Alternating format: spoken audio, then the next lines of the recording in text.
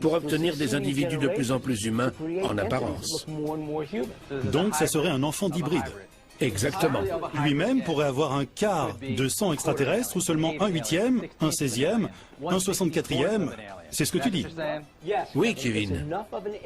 Et finalement, c'est suffisant car si leur but est de conquérir la Terre, c'est bien ce qui est à l'intérieur qui compte, pas l'apparence extérieure.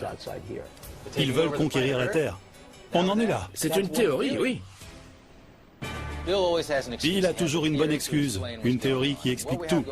Ici, on a un crâne qui a vraiment l'air humain et bien sûr, il va retourner ça à son avantage en disant « C'est justement ce que je pensais, ça prouve ma théorie. Ce n'est pas un hybride humain extraterrestre, mais le résultat de plusieurs générations de croisements. C'est pour ça qu'il est si humain. » Franchement, faut être sérieux. Après des années et des années d'hybridation, ils ont obtenu un résultat proche de leurs espérances.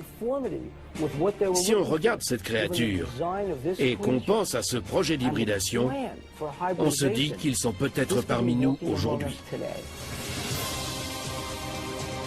Je ne sais pas si on a prouvé que le Star Child Skull était d'origine extraterrestre ou si les êtres gris se sont mélangés à la race humaine, mais nous avons ouvert une fenêtre vers l'apparence potentielle que ces êtres pourraient avoir. C'est une idée intéressante. Ces êtres gris qui viennent sur Terre, enlèvent des gens et effectuent des croisements. Mais on n'a tout simplement pas assez de preuves. Je sais que Kevin ne croit pas aux hommes gris, et je respecte son opinion. Mais Myriam nous a dit qu'il existait plusieurs espèces de gris. Bill et Peggy Foster nous ont dit que certains effectuaient des expériences médicales sur des êtres humains, et Giorgio nous a montré que leur existence était documentée dans toutes les cultures, à toutes les époques, depuis la nuit des temps. Je crois à l'existence des gris. Je crois que les gris sont parmi nous et qu'ils se mélangent à la race humaine depuis des milliers d'années.